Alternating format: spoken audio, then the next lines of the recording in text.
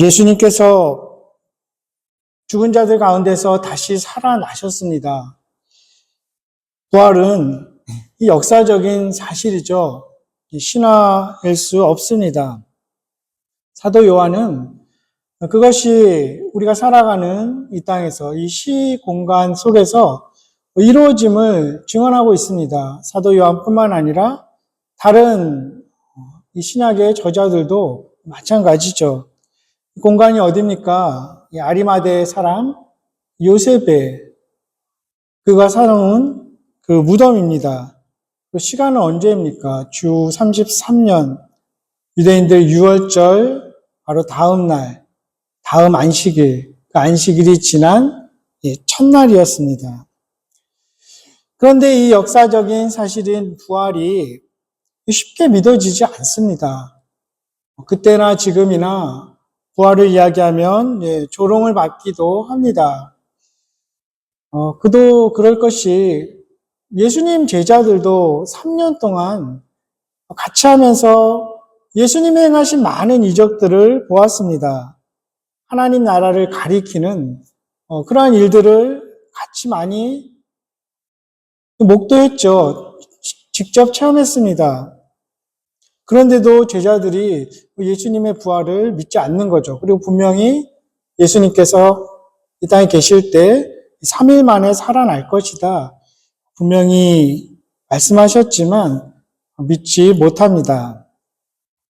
지금 본문의 제자들 예수님의 부활 소식을 전혀 알지 못하는 것 아니죠. 막달라 마리아로부터 분명히 소식을 들었습니다. 베드로와 요한은 빈 무덤도 확인했습니다. 그리고 누가복음 24장을 종합해서 보면 아마 그 직계 제자들은 아니었겠지만 엠마오 도상으로 가다가 예수님을 만난 그 제자들도 지금 이곳에 함께 있습니다. 사도행전 1장 13절 등을 참고해 보면 이 모인 것이 그 마가의 다락방이 아니었을까, 제자들이 자주 모이던 그 장소로 추정됩니다. 그곳에 숨어 있는 것이죠. 부활 소식을 전해 들었지만 여전히 두려움 속에서 문을 걸어 잠그고 있습니다. 불안합니다. 유대인들이 그들의 신체를 직접 해할 수도 있고 심지어 나아가서 죽임을 당할 수도 있는 그런 두려움 속에서 떨고 있습니다. 숨어 있기는 하지만 예수님이 함께 하시지 않은 곳에서는 평안을 누릴 수 없습니다. 예수 없이 평안은 없는 것이죠. 그곳에 예수님이 찾아오십니다.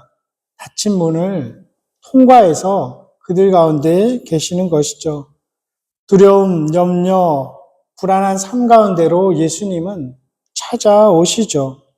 우리의 삶 가운데도 그렇습니다.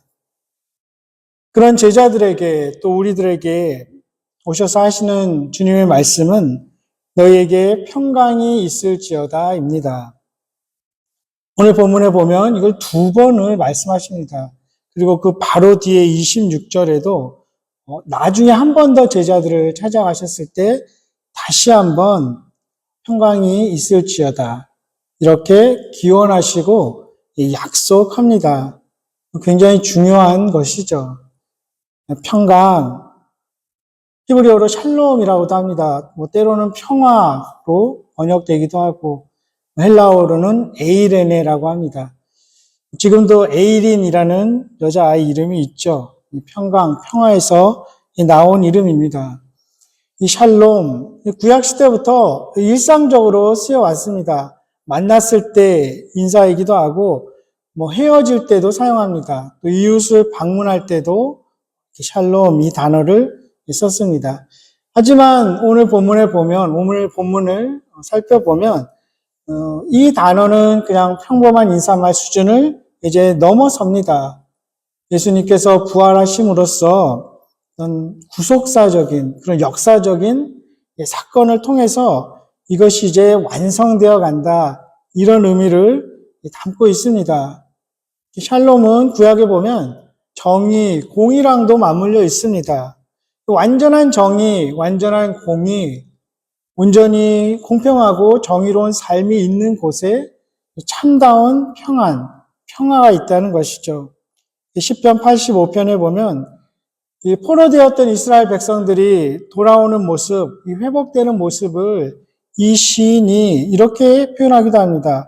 정의, 공의가 이것이 의가 화평과 입맞춘다. 이렇게 표현하기도 합니다. 즉, 이 샬롬이라는 것이 하나님 나라의 복을 다 한데 모아놓은 하나님의 다스림 안에 있는 완전한 삶을 의미할 때 사용합니다. 그래서 이제 신약에서도 이후에서도 계속 발견됩니다. 로마서 5장에 보면 하나님과 원수되었던 우리가 예수 그리스도를 통해서 화목하게 되었다. 화평을 누린다. 이렇게 표현합니다.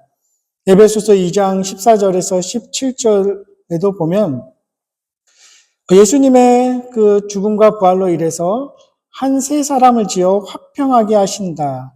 16절에는 십자가로 이 둘을 한 몸으로 하나님과 화목하게 하려 하신다. 17절에 계속해서 먼 데 있는 너희에게 그분이 오셔서 평안을 전하신다. 또 가까운 데 있는 자들에게도 평안을 전하신다. 참 중요한 단어로서 계속 나옵니다. 하나님과의 관계가 완전히 회복된 그런 상태를 의미합니다.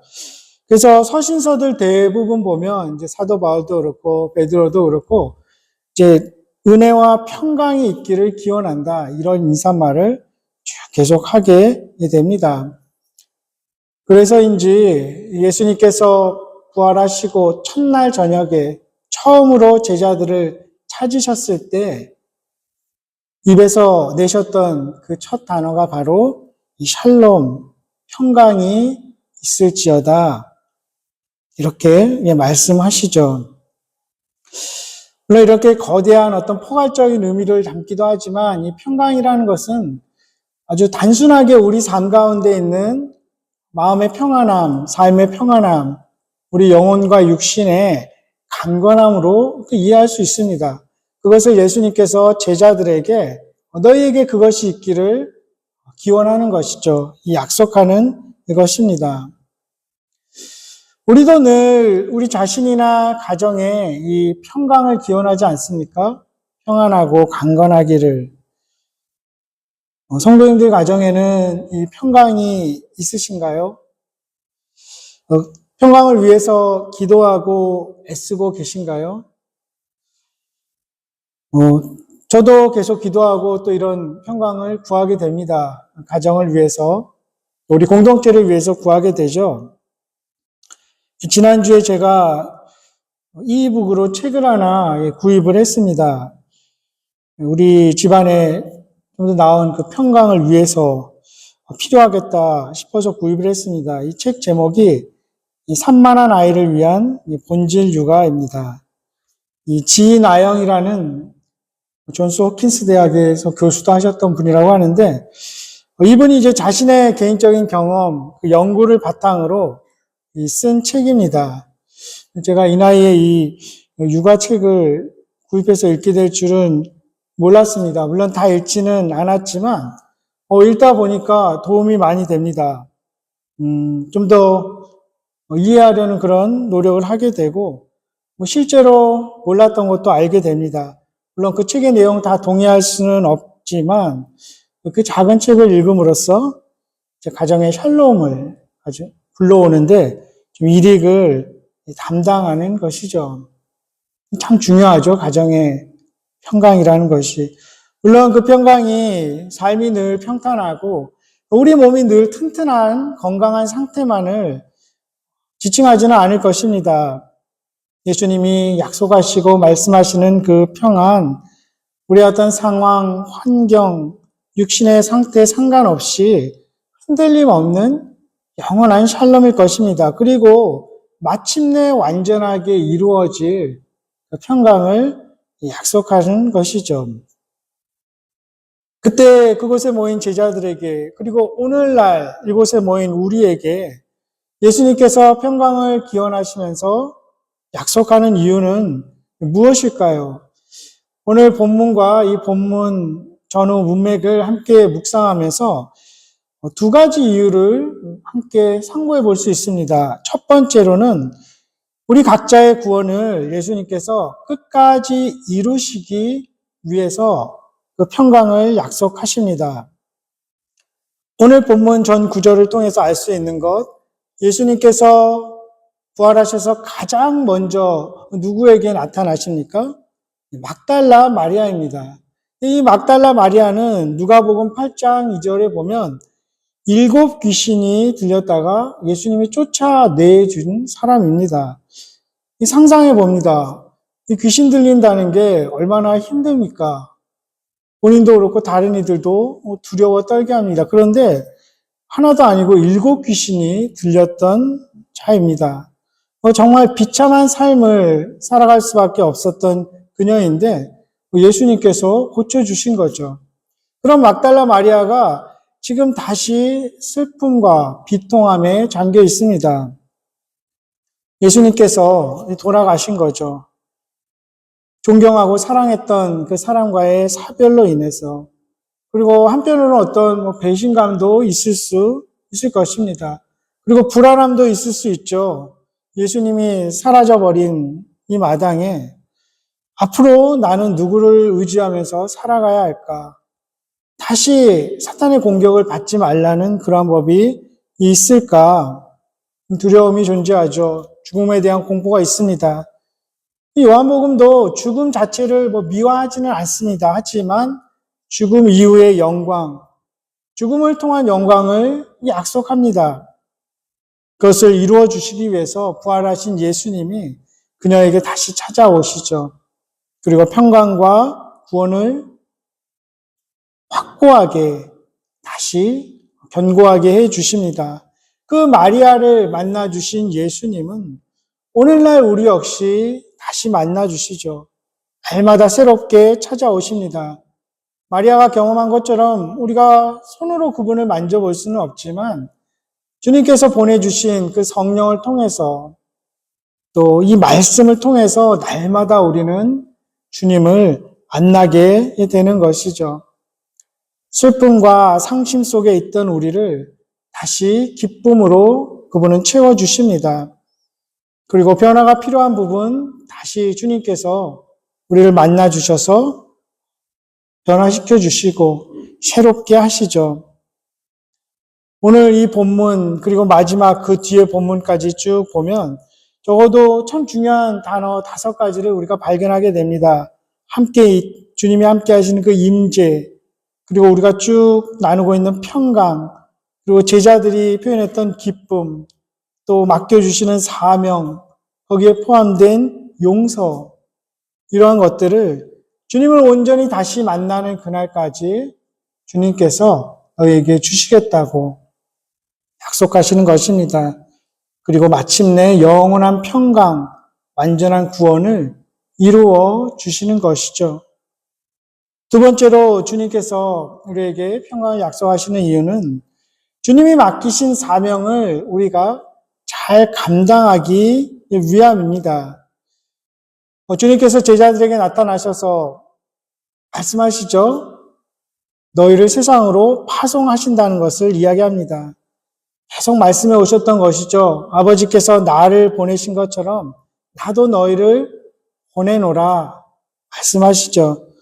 예수님도 하나님으로부터 보냄받은 자라는 것을 늘 인식하고 있었습니다.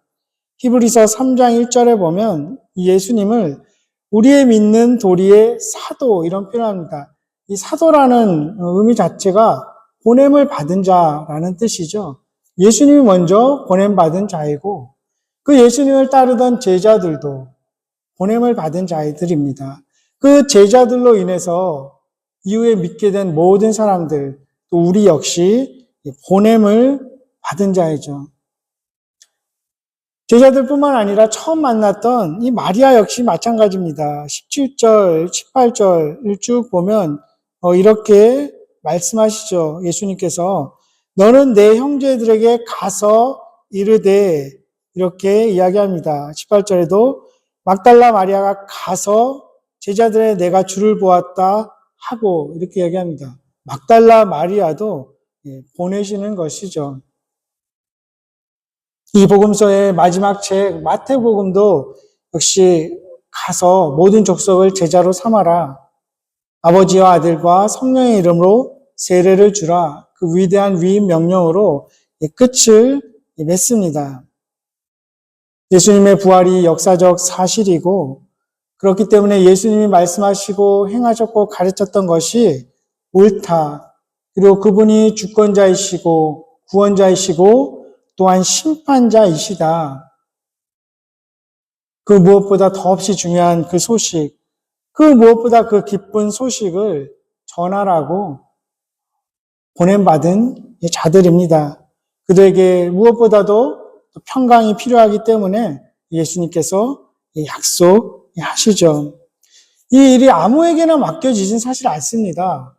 어떻게 보면 근본적인 의미에서 교회 안에 있는 사람들, 택함 받은 사람들에게만 맡겨지는 것이죠. 이 천사들에게도 맡겨지지 않은 일이죠. 그래서 천사들도 흠모하고 부러워하는 일이다. 이렇게도 표현됩니다. 그 때문에 그것을 우리가 그 사명을 가볍게 여겨서도 안 되는 것입니다. 어떠한 형태로든 어떤 상황이든지 우리가 삶으로 복음을 전하고 또 때로는 직접적으로 전하기도 하고 그렇지 못한 상황이면 간접적으로 복음을 전하는 것이죠. 우리가 캄보디아 헤브론 병원 정말 미비하지만 후원하는 목적 또 우리가 직접 가지 못하지만 금집사님 아버님께서 또 설립하시고 많은 사람들이 영혼 구원을 위해서 애쓰고 있지 않습니까? 그래서 우리가 같이 기도하고 또 후원하죠. 최 목사님 역시 마찬가지죠. 최 목사님한테 제가 좀 자주 오셨으면 좋겠습니다. 말씀드렸고, 또 운영위원회에서도 얘기하기를 조금 오셔서, 어떻게 될지 모르지만 좀 할 수 있는 그런 사역들을 해 주시면 좋겠습니다. 또 사례도 하고, 물론 뭐 안 받으시겠다고는 하지만, 그래도 또 드려야 되고, 우리가 할 수 있는 그런 복음 전파 사역들을 계속 하게 되는 것이죠. 예수님께서 가라고만 명하시지 않습니다. 참 인상적인 장면이 나오죠. 예수님께서 숨을 내쉬면서 성령을 받으라 이렇게 말씀하십니다. 성령을 주시는 것이죠. 좀 의아하기는 합니다. 그렇게 그 자리에서 성령을 받은 제자들이었지만 이후에 보면 계속 숨지 않습니까? 그리고 계속 복음 전파 안 하고 갈릴리 호수에 가서 다시 고기 잡지 않습니까? 그런 것을 보면 그때 성령을 받지 못했던 것일까? 의아하기도 하지만 다 이해할 수는 없지만 많은 학자들에 의하면 예수님께서 그때 그거를 확신하게 증거를 주셨다는 거죠. 물론 사도행전 이후에 오순절날 강력하게 그들이 성령 충만을 받고 본격적인 복음 전파자로 활동을 하지만 이때에도 예수님께서 약속하시고 상징적으로 보여주신 거죠. 성령이 함께 하실 것이고 너희가 자격이 있어서 전하는 것이 아니라 성령께서 너희와 함께 하시는 성령께서 전하는 것이다. 그리고 너희가 죄를 사하고 용서하고 그런 권한을 받는 것이 아니라 너희와 함께 하시는 성령 하나님 그리고 너희가 전하는 그 복음 그 자체가 그렇게 할 것이라는 것을 견고하게 확인시켜 주시는 것입니다. 그래서 칼빈은 그들에게 주어진 그 권세가 그들의 자격 때문이 아니라 그들을 그리고 복음을 전하는 우리를 더욱더 견고하게 하시기 위한 하나님의 은혜다 이렇게 표현합니다. 이것을 사도 바울도 잘 알았습니다. 그래서 고린도 후서에 누가 이런 일을 할 수 있을까 이렇게 표현하는 거죠. 그리고 우리에게 맡겨진 그 죄를 사하고 죄가 그대로 머물러 있어서 심판받게 하는 것 이거 역시 우리가 하는 것이 아니라 말씀 자체가 복음 자체가 그렇게 한다는 것이죠. 고린도 후서 2장 15절 16절에 이렇게 사도 바울이 이야기합니다. 우리는 구원받는 자들에게나 망하는 자들에게나 하나님 앞에서 그리스도의 향기니 이 사람에게는 사망으로부터 사망에 이르는 냄새요, 저 사람에게는 생명으로부터 생명에 이르는 냄새라. 누가 이 일을 감당하리요? 이렇게 이야기합니다. 복음이라는 것이 단순히 그냥 좋은 소식으로 끝나는 것이 아니라 그것을 받아들이지 않을 때에는 그 자체로 받아들이지 않은 그 자체로 스스로 죽음에 이르게 된다. 심판에 이르게 된다. 저주의 어둠 속에 내버려 두게 된다. 이런 엄중한 사실도 담고 있는 것이죠. 누가 믿을 수 있을까요? 누가 예수님이 죽은 자 가운데서 다시 살아나는 것 믿을 수 있을까요? 3년을 같이 하면서 수많은 이적을 보아왔던 제자들도 믿지 못했는데 예수님을 단 한 번도 만나본 적도 없는 그 이후의 사람들, 또 오늘날 이곳에 모인 우리들은 어떻게 믿을 수 있습니까? 그것이 은혜입니다. 그것이 성령의 도우심이죠.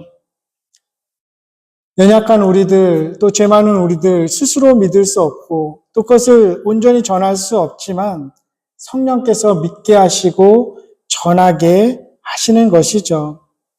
교회 역시 그 성령의 권위 아래에서 복음을 전하게 되는 것입니다. 그렇게 예수님께서 성령을 주시고 확신시켜 주시고 평강을 우리에게 주시는 것입니다. 여전히 연약한 그들이지만 또 여전히 죄 많고 부족한 우리들이지만 사명을 감당하기 위해서 주님께서 평안함과 강건함을 우리에게 주시는 것입니다. 그리고 주님의 영인 성령께서 그 맡겨진 사명을 잘 감당하게 하실 것입니다. 성령이 누구십니까? 이미 창세기 2장에 나오시지 않습니까? 그냥 흙으로 만든 이 인간을 하나님의 숨, 이 바람이라고도 하죠. 헬라어나 히브리어나 르학이나 푸뉴마나 다 신비스럽게 숨, 바람, 성령, 생명 똑같은 단어입니다. 그 숨을 내셔서 생명을 가진 인간이 되지 않습니까? 범죄한 후에 바람이 서늘한 날에 그들을 찾아가신 것도 그 바람, 주님의 영입니다. 에스겔서 37장에 보면 마른 뼈들을 일으키는 것도 주님이 내쉬었던 그 숨, 그 바람, 그 성령님이십니다. 그것을 받으라고 주님께서 그들에게, 우리들에게 말씀하고 계시죠. 예수님께서 제자들에게 그 숨을 내심으로써 그들은 새로운 피조물이 되는 것입니다. 새로운 창조의 능력을 가진 자들이 되어가는 것입니다. 그 성령이, 그 숨이, 그 바람이 제자들을 변화시켜서 세상 끝날까지, 땅끝까지 복음을 전하게 했던 것이죠. 그 생명의 바람이 오늘날 우리 모두에게도 불어옴으로써 우리의 남은 삶이 평안하고 강건하고 또 맡겨진 사명을 잘 감당할 수 있게 하시기를 소망합니다. 그리고 그렇게 성령께서 도우시기를, 주님께서 우리에게 평강을 주시기를 우리도 간절히 겸손히 구해야 할 것입니다. 이사야서 26장 3절에 심지가 견고한 자를 평강에서 평강으로 인도하시리라 이렇게 약속하십니다. 주님 우리에게 흔들리지 않는 견고한 믿음을 주십시오. 우리가 간절히 구할 때 반드시 주님께서 더욱더 큰 믿음, 견고한 믿음을 주실 것이고 그 믿음으로 인해서 우리는 평강한 삶을 살아가게 될 것입니다.